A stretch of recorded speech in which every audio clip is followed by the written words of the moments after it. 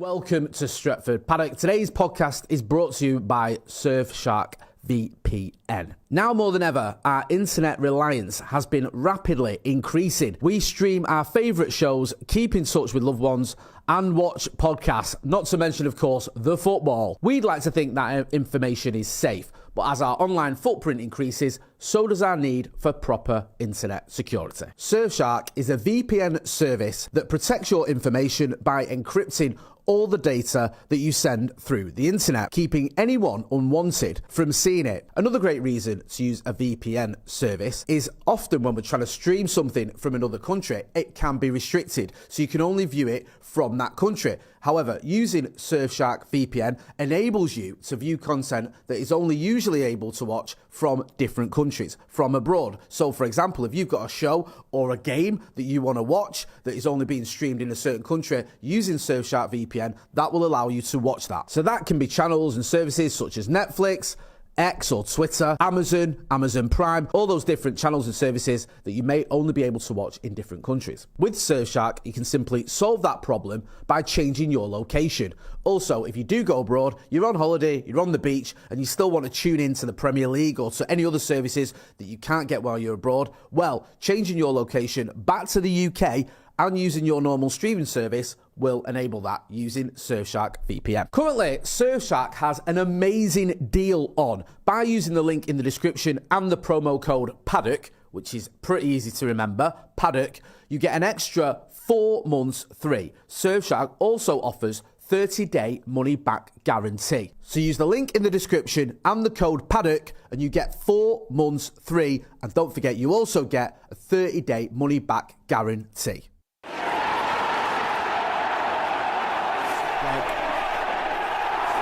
Right now? Yeah. No. That's probably for the best. It'd get misconstrued. Yeah. It wouldn't be seen as the homage. So we were just talking about accents we can do. And I'm pretty good at some I accents. think that's your secret superpower. You say it's drinking, I think it's accents. Because the thing with you... Well, I'm not fat anymore, so... Well, I know. And I think have you wrecked it for yourself? I don't know, my mate's pretty... Well, mind you, he used to be big. But my mate was big and he was a bit lightweight when it came to drinking.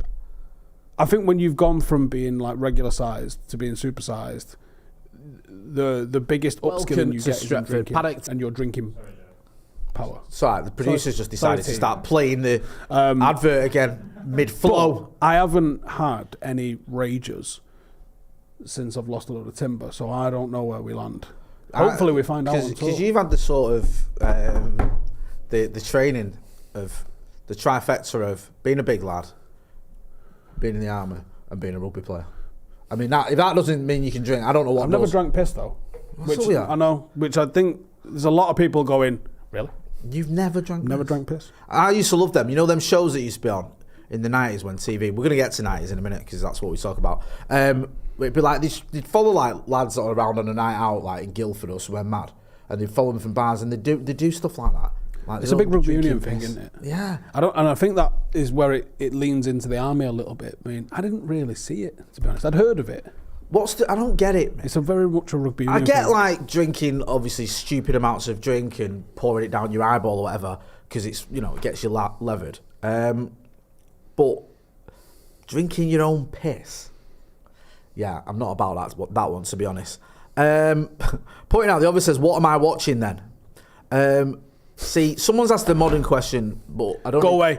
It's about so we were just though. discussing, like, on the accents. Go on. Like, I can do a mean Nigerian accent. However... Would you... See, me and Scotty were talking about this the other day. You get cancelled. And he was saying to me, can you do an accent? I was like, I don't like doing accents that are not English or British. So, no, not English, actually. Yeah, because people just go, you're taking a piss. I'm not necessarily taking a piss. And it's like, oh... I can slip into, like, a Northern Irish one. Yeah, like your Northern Irish accent's very good. Now, I wouldn't mind doing a Scouse or Geordie or Cockney or whatever, but when you start doing different countries, it does feel a little bit like you're taking the piss and then you're going to get cancelled. That's what it feels like. TGCG Hunt. Sorry, I'm just trying to sort my team out for tomorrow. Oh, we are. Steve, I don't even know. Steve's a football manager. Pathetic. Well done. Pick the teams and that. Do you do fantasy football? Yeah? No. Why not? Because I do real football. Oh, sorry. I pick a real team. I ain't got time for that. Mate, I'm having a stinker on that front anyway. I might have to stop doing it. Ross says, remember when TV was mint?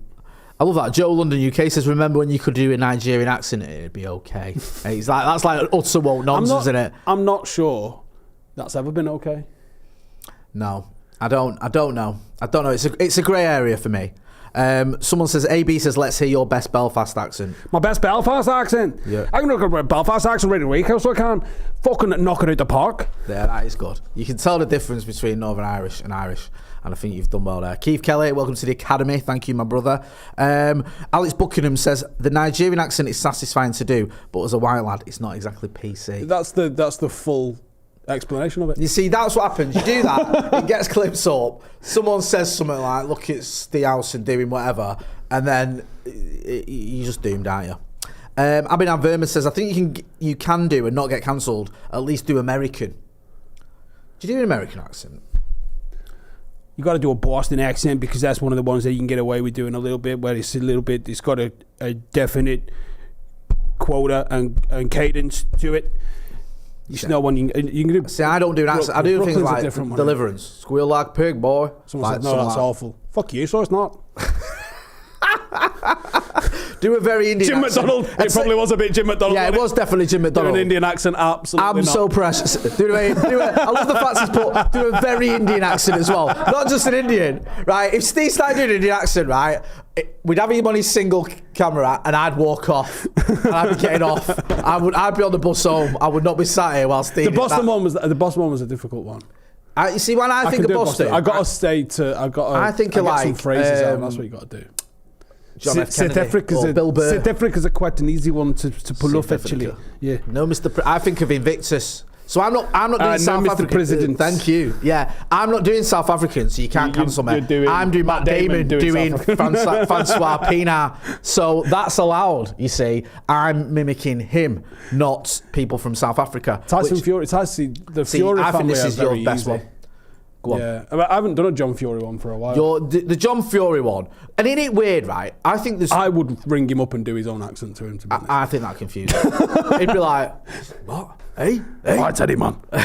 Because Tyson Fury and John Fury sound the same, but they don't. But they don't sound like anyone else on the planet. No. You've lived in Manchester basically your life. Yeah, and I grew up around Irish travellers as well. Yeah. They don't sound like Irish travellers, and they don't sound like Mancunians. I was the same. I'm like, where's that from? It's yeah. Do you know what I think sounds a bit like that? Not like them, but as an accent that's. I don't think anyone else has got.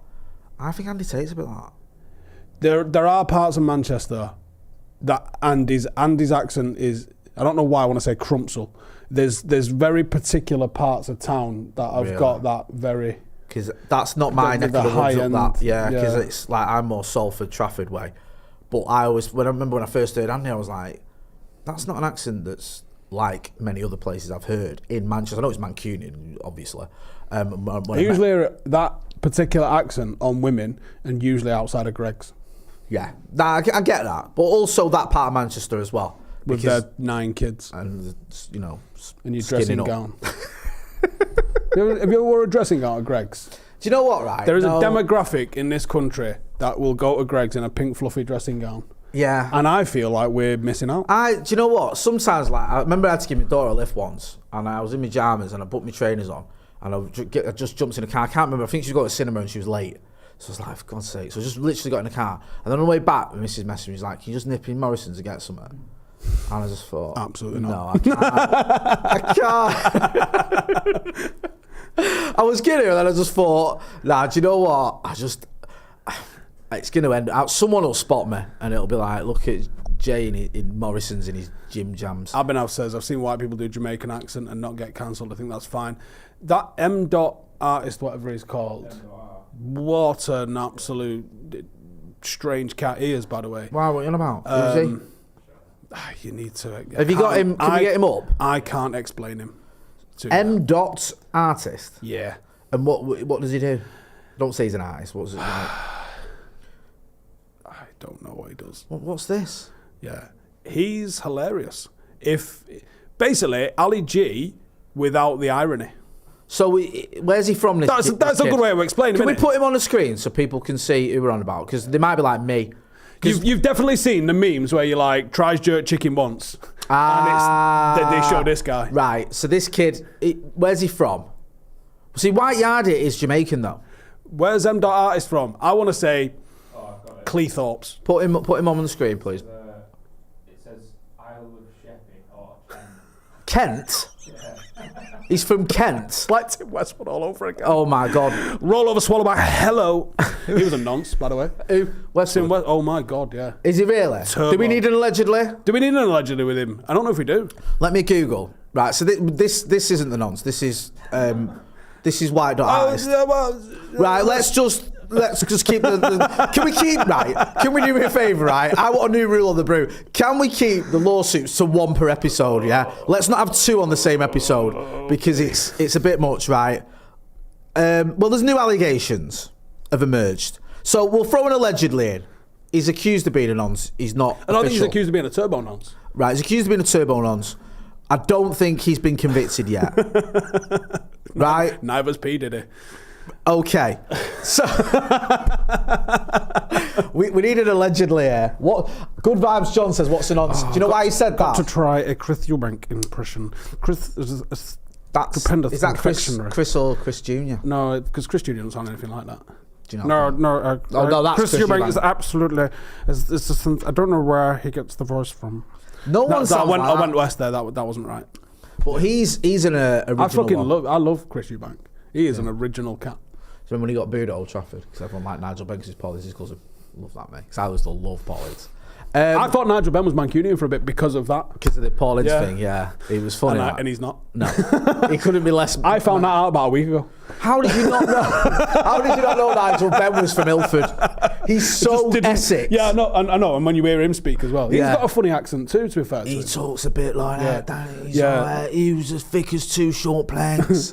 Yeah, he does a little bit of that, doesn't he? Good Vibes John said, Dad, what's a nonce? The reason he's saying that is I took my dad to the Chelsea game and someone behind me pointed out that the referee may or may not be... Oh, no, sorry, he said, get up, you nonce. That was it to one of the Chelsea players. So my lad said, Dad, what's a nonce? I was like, don't worry about that.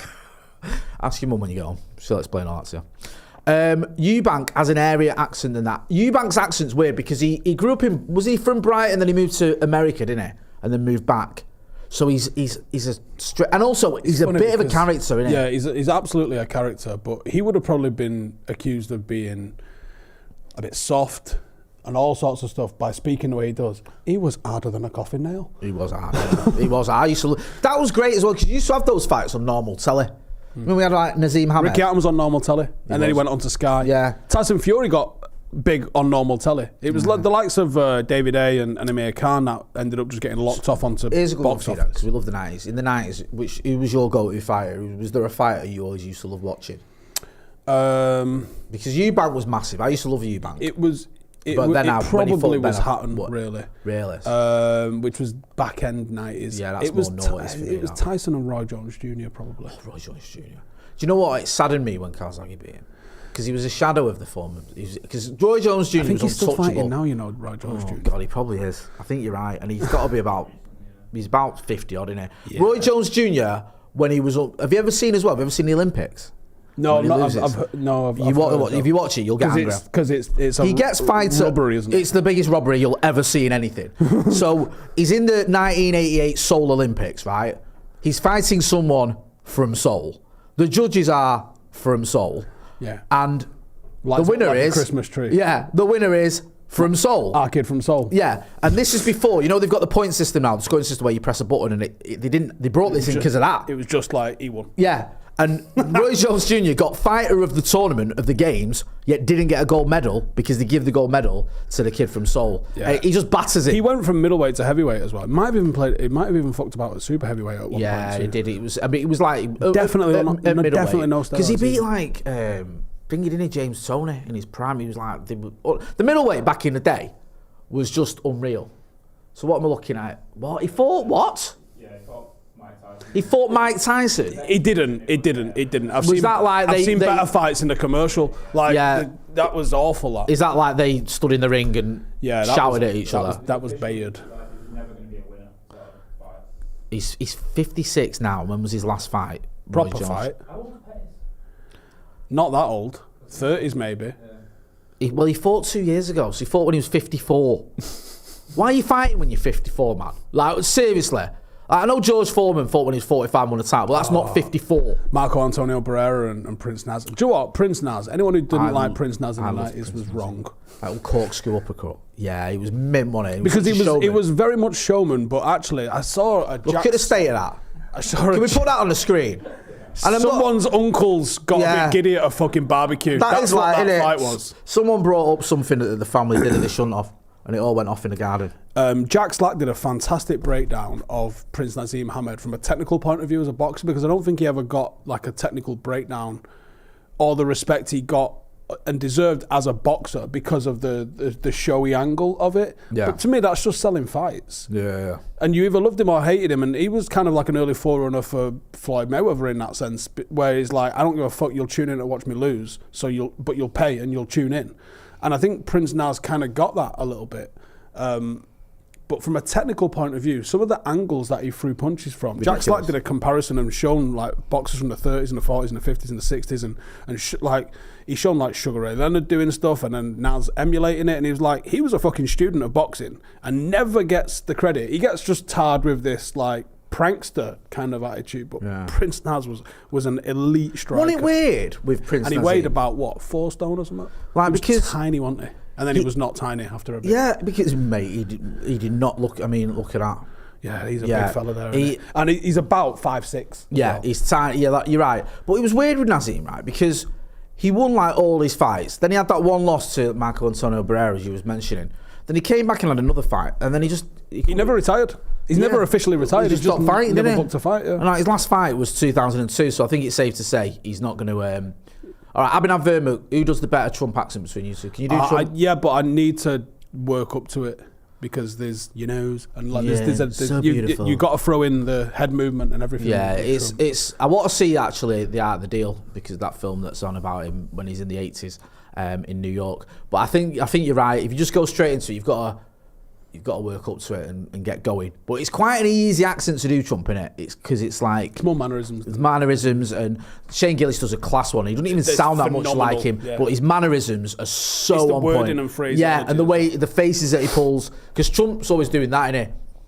It's like Trump's always aware there's going to be a photo of him. It's like, he's constantly like knowing that this is going to be a moment where I'm going to get snapped. So Shane Gillis, when he does that one for Kill Tony, honestly, it is unbelievable.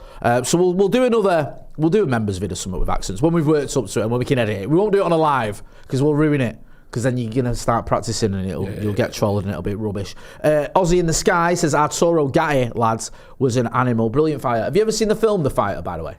Is that the Mark Wahlberg one? Yes, he plays Irish Mickey Ward.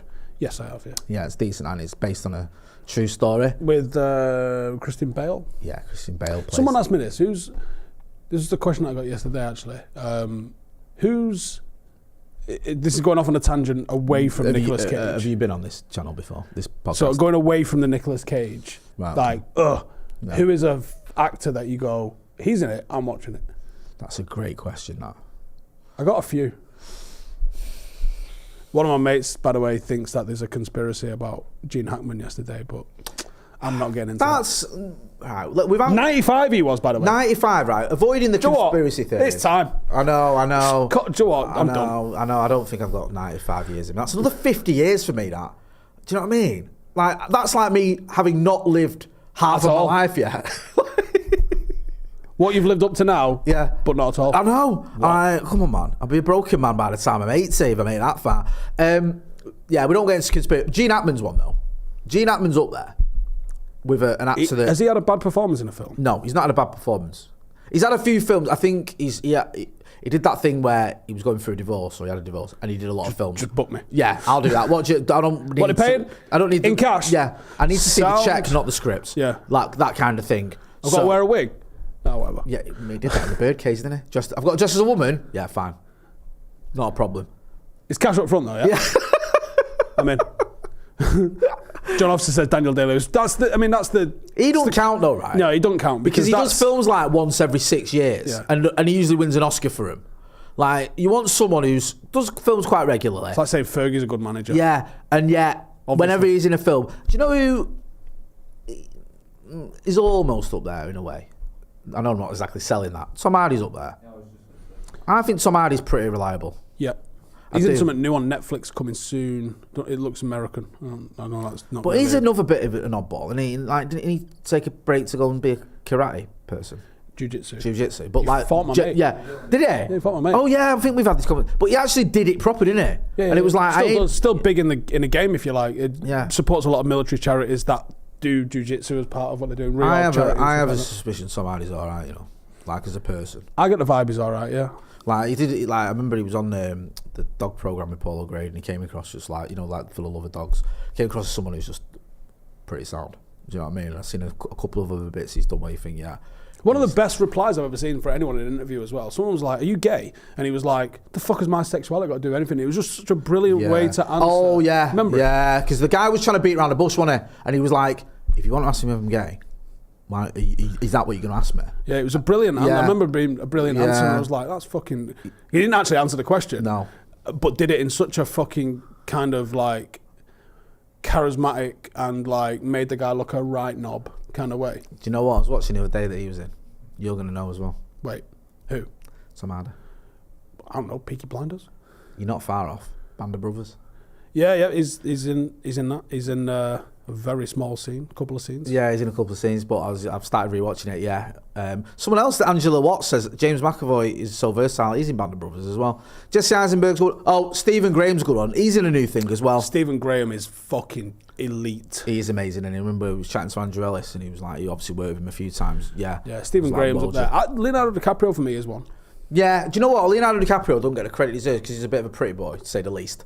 Just like smashing birds as well. Isn't he? He's a bit like how old is he? Leonardo DiCaprio, only like our age, and he likes some not young, not like Tim Westwood tackle. No, not allegedly. like Savile. Yeah, not like that, but he likes some like No older than 25. yeah, like He's got an INEOS kind of ranking system. They've got to have resale value.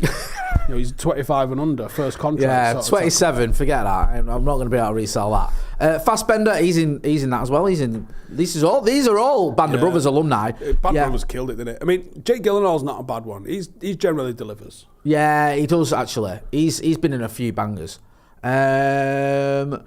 Joe London UK says Jay, you go to kill Tony in London. I'm not. I'm going to go and see Shane Gillis though in Manchester. Aussie in the Sky says Philip Seymour Hoffman. Have you seen Slow Horses? Yeah. Did you like it? It was all right. I could see by you weren't emphatic about it. Yeah, it was all right. He's good in it though, Gary Oldman. When is he bad in anything? He isn't bad in anything. I love him. Matthew McConaughey's quite good. Woody Harrelson. Is he from round here? Gary Oldman? Or is he just No, the I'll tell you United exactly fan? where he's from. He's from New Cross Gate. Where's that? SE1. Oh, like London. Yeah, well, not SE1. It's SE8. The only reason I know that's his production company's called SE8. Do you know what, someone who's not a good actor, but I will watch everything they're in? Mark Wahlberg. That's a shout. Because Mark Wahlberg's Mark Wahlberg and everything. And also, you know what you're getting. Yeah. You're not getting Shakespeare when you watch Mark Wahlberg. No, and when you do get Shakespeare, Ranulph Fiennes, is it Ralph Fiennes or Ranulph Fiennes? Ranulph Fiennes climbed Everest. You're thinking of Ralph Fiennes. Right, so yeah, He Ralph who shall not be named. Who's the other Fiennes? Joseph.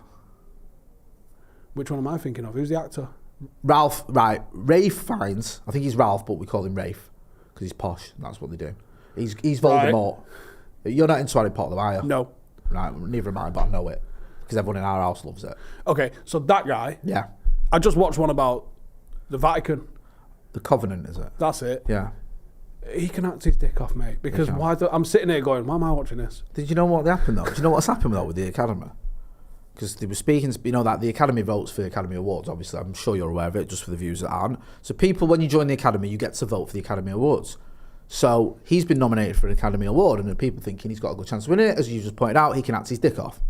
Very good performance in this film. I hope that's when the awards for the 902nd Academy Awards for acting your cock off. Yeah. That's in what the category of acting your cock off, the nominees are... Well, don't call it best actor. Yeah. It's acting your cock off, Acting male or your female, whether cock- you've got a cock or not. You've acted it off. Thank you, someone's put it out. It's not the, whatever I said, it's the conclave. Thank you, not the Covenant. Conclave, that's, yeah, you're right, my bad. Yeah, so someone was saying that a few people didn't vote for him because he's already won it for Schindler's List, but he hasn't. Yeah, you're right, that's the other He didn't win it though. film he's so in. it's like, well, he didn't win it, but maybe he should have done. Again, a great film.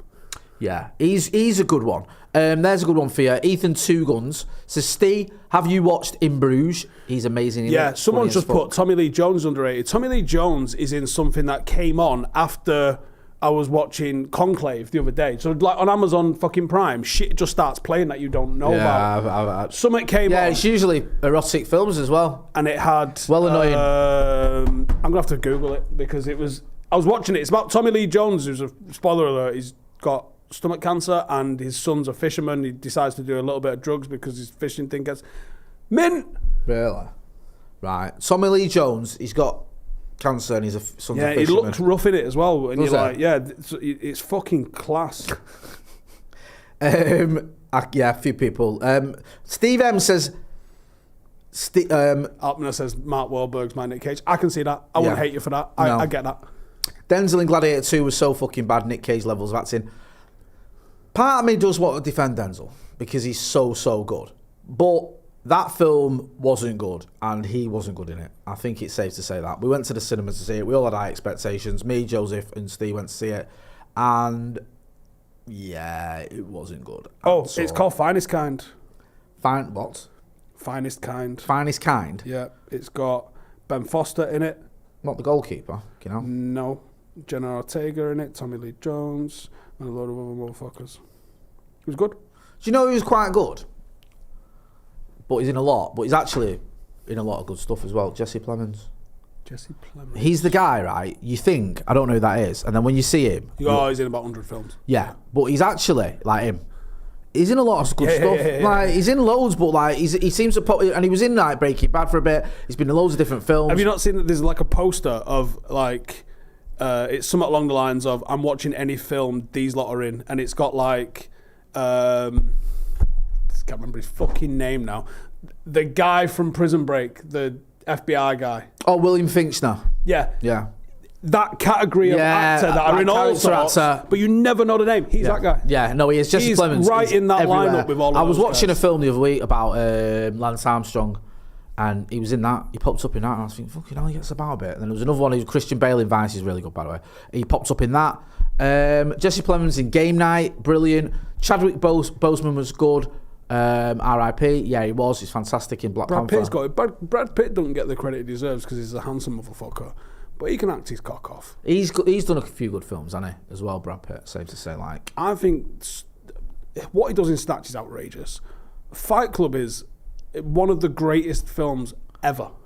And I don't know if it gets made in 2025. I don't think it does. It's not. I think it didn't. I don't think it actually made money, because I think they spent that much money on it, and it's quite. It's not like.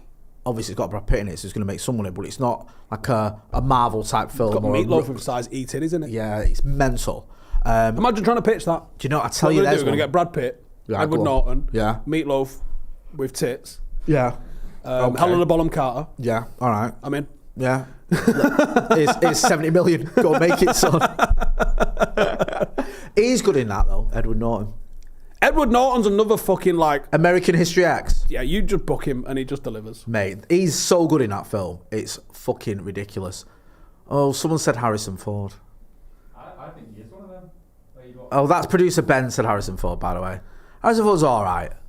He's a bit mainstream for you. I mean, he's been in Star Wars, hasn't he? You know what I mean? Like, he's good, but you don't get much more mainstream than Han Solo. Like... It's hardly like, I'll tell you who's good. I'll tell you what my favourite album is, The Best of the Joaquin Beatles. Phoenix, yeah, he don't fuck about usually. Joaquin Phoenix is quite good. Bill Paxton, R.I.P. Edward Norton acted his cock off in Primal Fear, that's good. Doc Rock says if we're going to go Harrison, we've got to get Kevin Costner. Kevin Costner's good. Well, Kevin Costner's done a few. He's another one who had to pay the bills at one point. Yeah, but I think Kevin Costner in Yellowstone is about as much of a character as anyone has ever been in anything. Like, explain that to me. I'm annoyed at so many people in the population. Just because it's hit Netflix, people have discovered Yellowstone in the last week. Yeah. Like my wife, right?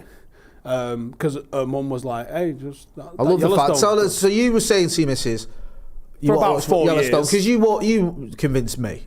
And then you were like, watch Yellowstone. And I think it was actually Landman. Because you're on about Landman to me. And I was like, Me and Steve agree on a lot, but sometimes he tastes a little bit different. I watched the first scene in Landman and was hooked. So then I thought maybe he's not chatting shit about Yellowstone.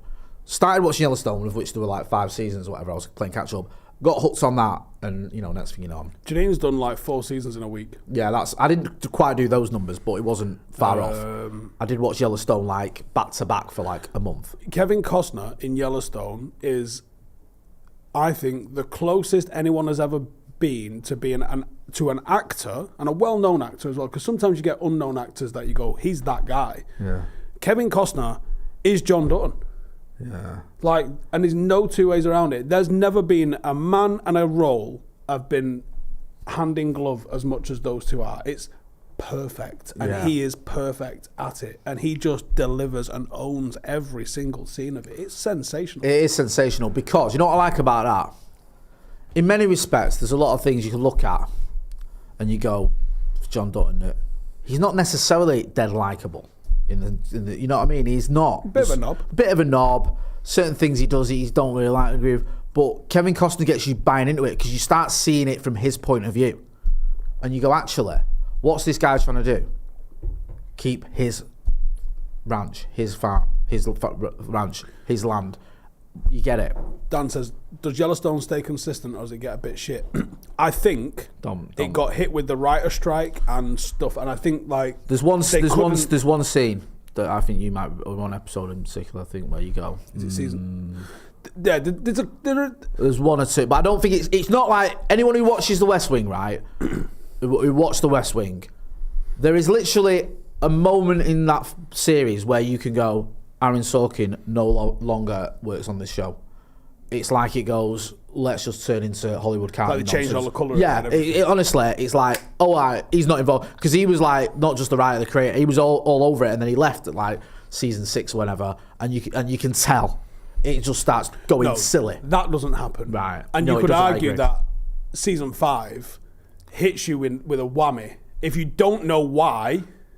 You told me what was going to happen. You told me kind of, not what was going to happen, that something was going to happen to a certain character. So I was sort of waiting for it, but I didn't see it coming. Well, because of in one of the seasons, there is a massive character leaves the show. Yeah. And if you didn't know that, and you're just watching it, so like my wife's watching it this week at the moment, she probably has no idea what is coming and when it's coming, I don't think. But I knew it was coming because there was such a gap we got half of a season and a second half of a season, and the fallout happened in the middle, and you knew. Right. So you knew that this was coming. So the first episode back, you see this. But if you're just watching it in chronological order and you only started last week, Janine, like, you're not going to see it coming. So I reckon if you go from episode X to Y to Z, you're going to be like, holy fucking shit. Yeah. Whereas I kind of knew it was coming a little bit, but the whole spin-off is sensational. You've got Sam Elliott in the prequel in 1883, Can't go wrong. As well as Faith Hill and the singer fella. What's he called?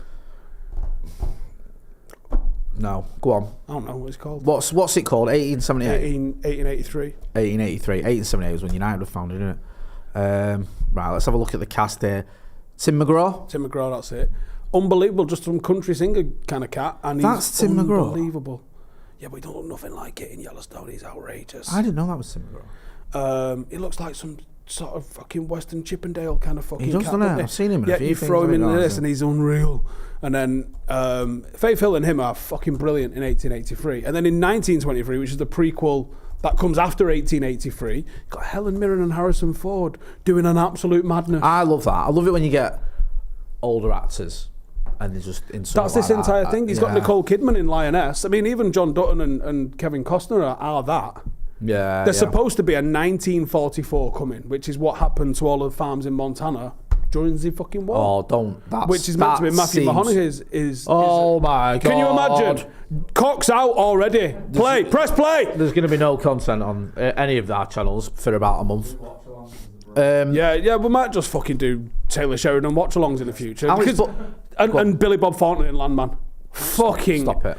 That might be the best character that's ever been on telly. And you go, well, what does he do? And you're like, He's like a middle manager of a fucking middling fucking oil company in Texas, and you're like, you're not selling it to me. I know I'm not.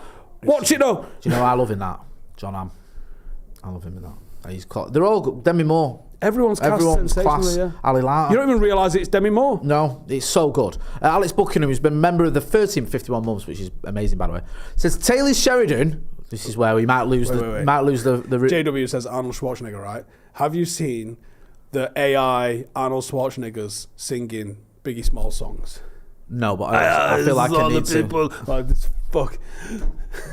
they're fucking so good. Well, AI is going to kill us all, isn't it? It is. It's just going to kill us all with comedy. We're going to end up laughing Trying ourselves. to feed my daughter. That's quite good. Taylor Sheridan is a right-wing wet wipe, but he can really write a certain kind of show. There is a proper big oil propaganda scene in Landman, though. Is it all propaganda, or is it people that are actually setting the record straight? And is it truthful what he said? The amount of oil used to put up one of these fucking turbines makes no fucking sense. I'd be lying if I said I cared about the propaganda. Stephen Harris says, who's playing Jay and Ste in the film with the Brew? You were called a fat Russell Crowe once by Jamie Carragher, weren't you? Yeah. See, Russell Crowe's son. Russell Crowe's son. I don't think you'd be allowed to say that now. I think you get criticised for that. I mean, and also, it's not the worst insult, is it? How many chances does Jamie Carragher need? He gets a few, doesn't he, or Jamie Carragher? Do you know what I mean? Like, is he worth the asshole for Sky? See, I don't mind Jamie Carragher. I know he's like obviously got a lot of questionable activities that he's done, but whenever I because Macca and Joe and you won't do it anymore, we're away. So I had to go on the overlap once, and he was fine. I didn't mind him, and I did once for CBS. He was all right, but yeah, he doesn't cover himself in glory, does he? Very often, and it's like you say, is it worth the hassle? See him and your mate have reignited a war of words apparently over the AFCON. I don't think they have. I think they just disagree. Sorry, someone saying Jay being deluded right here. Sorry, all right, he's not all right. He's horrible. Who would play us then in a film with the Brew?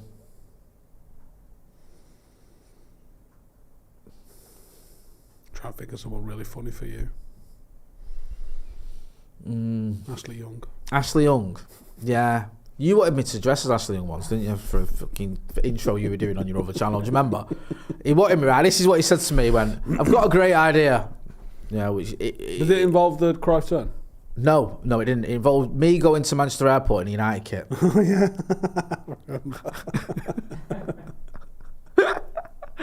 This was when I was very, very skinny as well. Believe it or not, I was very skinny at one point.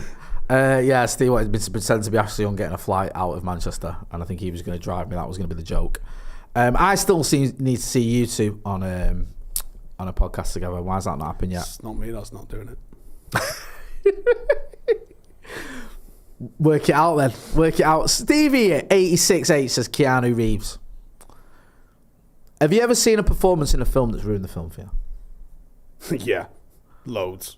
Like not the film's shit. That's different. Like you can have a good film. Yeah. Where someone off the top of my head, I'd struggle to name them, but loads. There's loads. Accents, yeah, especially. That's a great point. Have you ever seen the film Concussion with Will Smith? Will Smith, right, apparently was the architect of the Oscars So White campaign, him and his missus Jada, because he didn't get nominated for Concussion. Now, I'm not being funny. The reason you didn't get nominated for Concussion, Will, is because people have seen it. You are terrible in that film. That accent is shocking. It's a good film, though. But yeah, the accent derails it, because you're like, every time he speaks, you're like, what are you doing? Joe who's really good on a podcast is Matt Damon. Seems to just drop some right gems all the time. He's on. I'd love to know where these podcasts are that he's doing, because I'll consume all of them. Have you seen him talking about John Malkovich? No. Have you seen the film Rounders?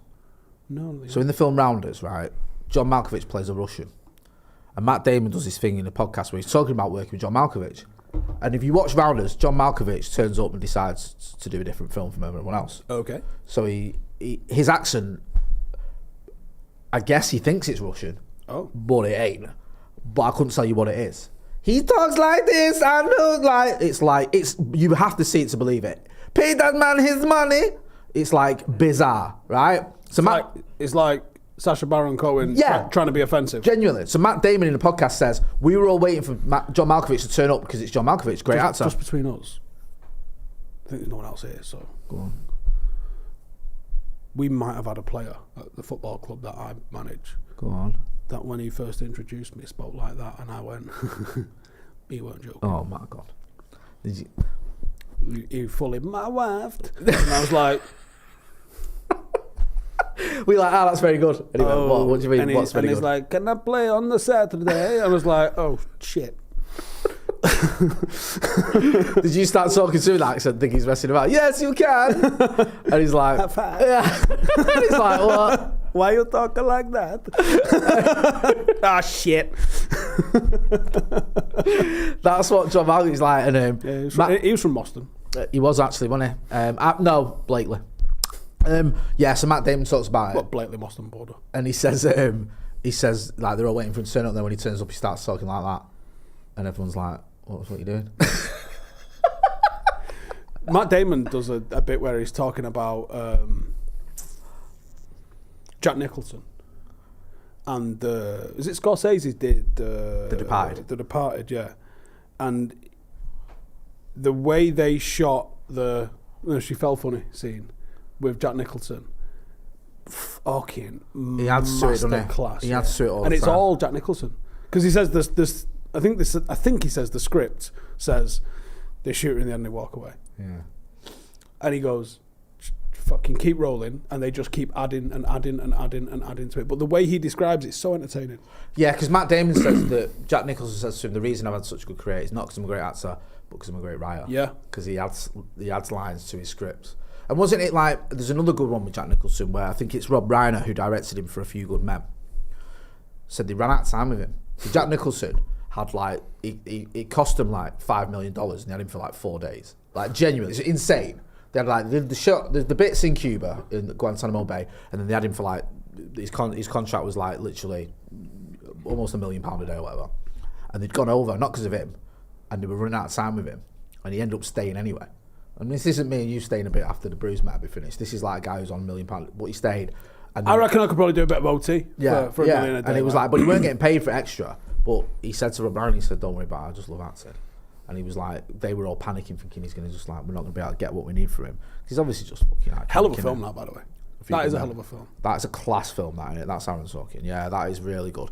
Alex Bailey says, pitch your next Sheridan show, the plot, the forgotten star as the lead, and when, where it's set.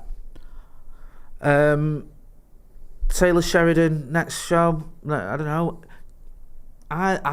Right. We've done this game where we've said like, right, so Taylor Sheridan show. So you have to pick an industry that's maybe not quite well represented. Smaller oil, ranching in Montana. Football management Tulsa. in East Manchester or North Manchester. You have to pick a forgotten 80s megastar. So he's done Kidman, he's done Demi Moore, he's done Billy Bob Thornton, don't really count with that, but he's smashed it. Helen Mirren, Harrison Ford, Costner. So he's formed, so it's an 80s megastar. I came up with Ice Fishing with Wesley Snipes.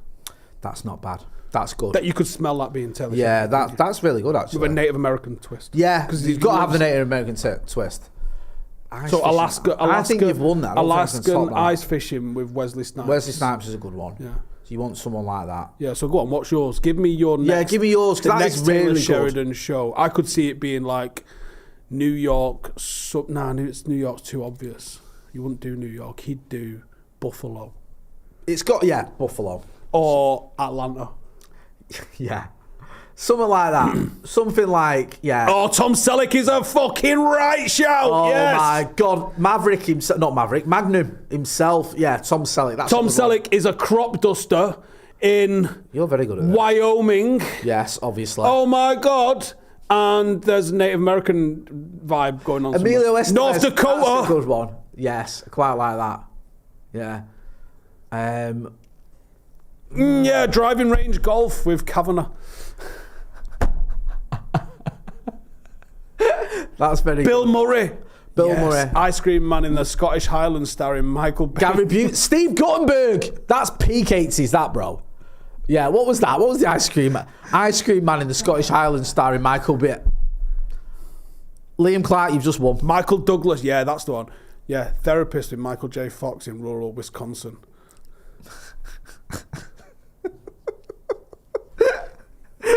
I'm fucking so here for this. I can see these. I'm sorry. High voltage electrician with. Yes. Who's a good 80s one? Is Patrick Stacey still with us? No, he passed away. No, so God rest him. it won't be him then. Sharon Stone, yeah. High voltage electrician, Kurt Russell. Kurt Russell's peak 80s. Rob Lowe, he'd be a good one. Or Lou Diamond Phillips, he was big in the 80s. Remember him? Dolph Lundgren managing a shoe zone in Doncaster. But these are two, like, it's got to be like, I'd say Dolph Lundgren managing a shoe zone in South Dakota. No. That works. Dolph Lundgren managing a stage show in Reno. Yes, that works. Give me one for Grok. I'll get you an image. Right. Dolph Lundgren managing a stage show in Reno. Did I fucking stutter? Before we wrap up, we're going to have an image of that. No, you see like Eddie Murphy and Christopher Walken? I feel like part of the appeal with Taylor Sheridan, these actors, is they've slowed down a bit. They've tailed off a little bit. Christopher Walken's just everywhere all the time. So is Eddie Murphy. You need someone who's sort of not done as much recently. Mr. T's a good shout. And then what all of a sudden, Mr. T doing? As a milkman in Sleato Island, was it Molly Ringwald? Yes. Anyone from the Brat Pack. Steven Seagal, he's fully mental. Yeah, he'll be too busy hanging around with Richard Gere's a good one. That's not a bad shout, you know. Richard Gere, yeah, I could see Richard Gere managing a misfits team of hockey players in Alaska.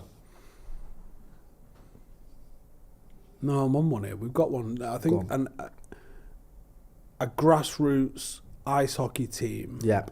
Managed by. This is you're on the right track, but we need an 80s. It's got I need an 80s It start. might be Kurt Russell.